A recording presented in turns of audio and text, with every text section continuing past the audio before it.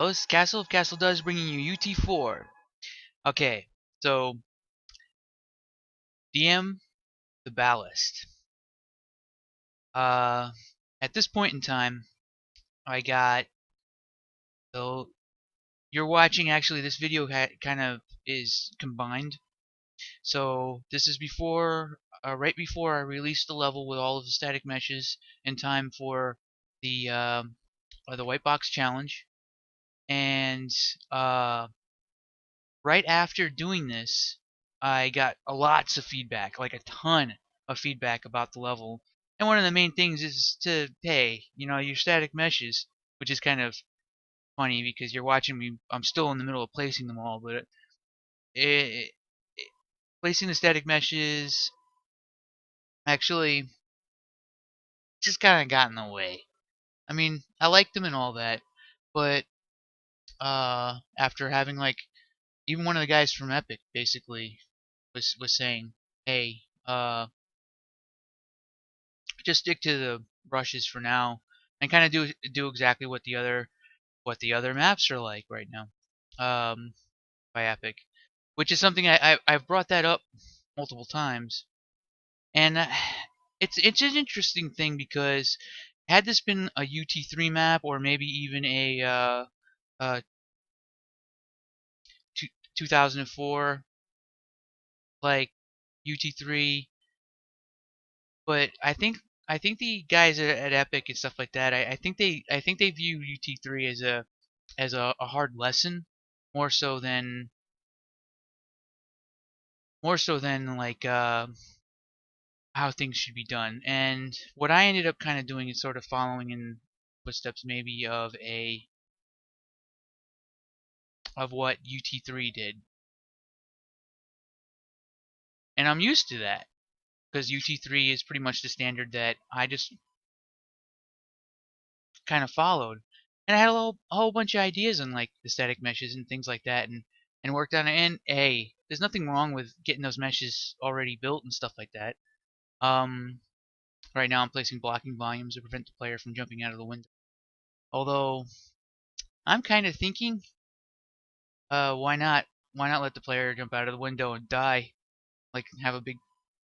I kind of want this to be like an area that's sort of suspended with like really tall rocky cliffs on all sides. So it's like in a canyon, and this is like a base that's kind of like either sitting on a ledge or suspended. That window right there is to have a uh like a spinning fan. I think I already talked about it. So at this point, this is right here. What you're watching right now.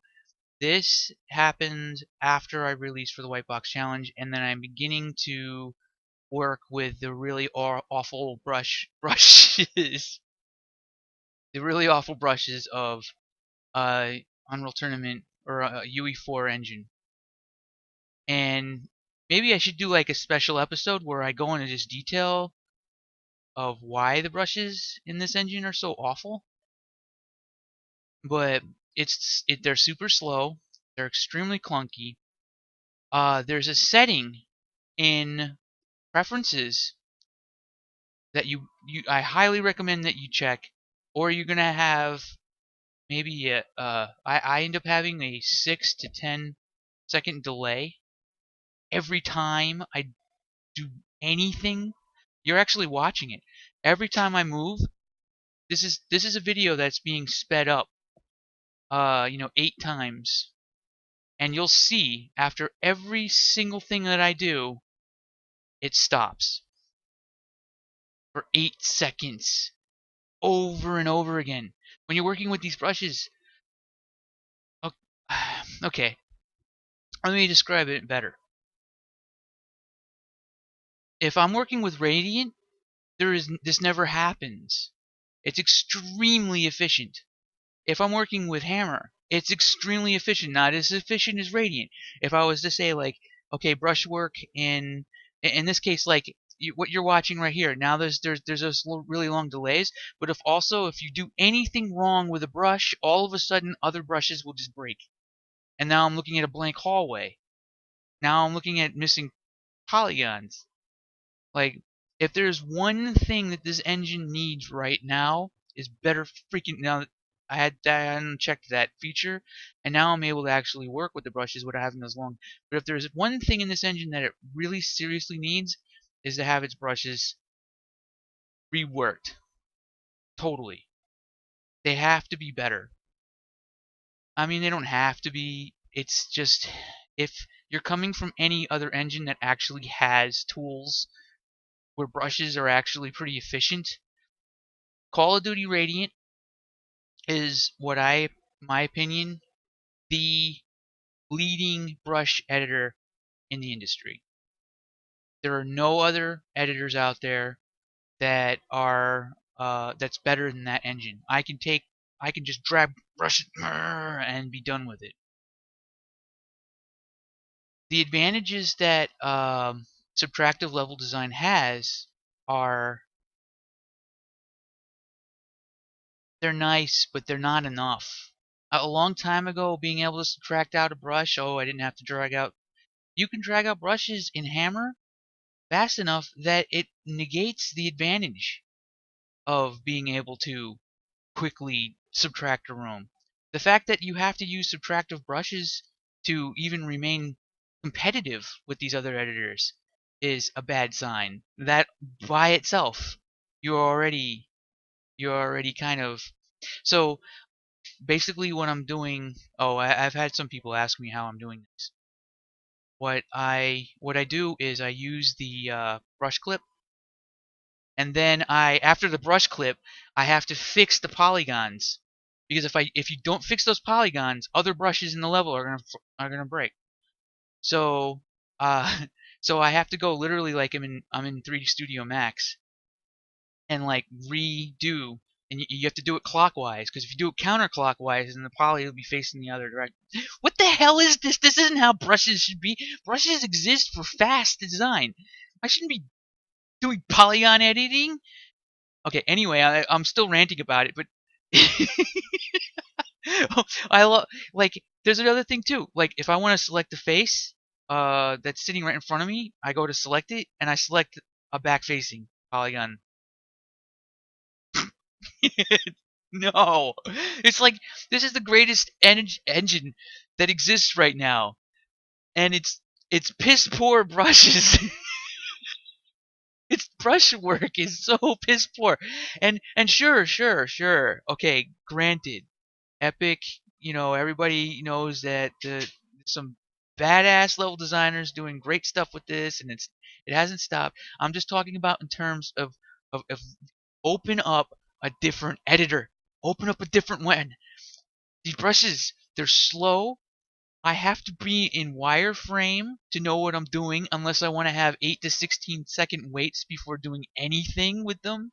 I must be doing something wrong. I can't believe it's really like this.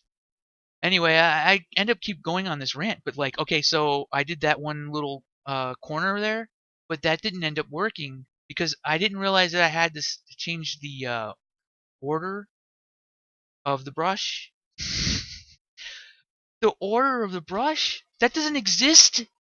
If I'm working on something, if I want to make a Counter Strike CS:GO map, uh, CS:GO level and hammer, I don't have to worry about the order of my brush. Like I just quickly drag out more than one brush.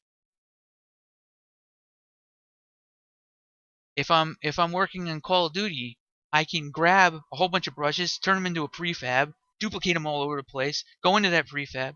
See that right there? There's a polygon. So I'm still trying to figure out this because there's a polygon that's visible on the wrong side. So I decided to try and keep like a cool edge. So what I did was I took a primitive a pyramid primitive and gave it 32 edges or 32 corners or sides and kind of worked all of that.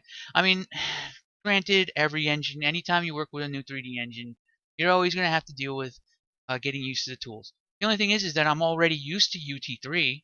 I'm used to Unreal 3, and the brushes were bad in that too. The brushes have consistently been really awful in all of the iterations of this engine, and can very easily be fixed. Uh, it just look at Radiant, Call of Duty Radiant. If you can get your hands on it, that is the best brush and editor. You can drag out brushes and you can have everything built in no time fucking flat compared to anything else. Hammer is close second. Hammer, if you can get to the level that Hammer has in its brush placement, then you're in really good shape. Uh, but Unreal probably has some of the worst brush manipulation I've ever seen in a 3D editor.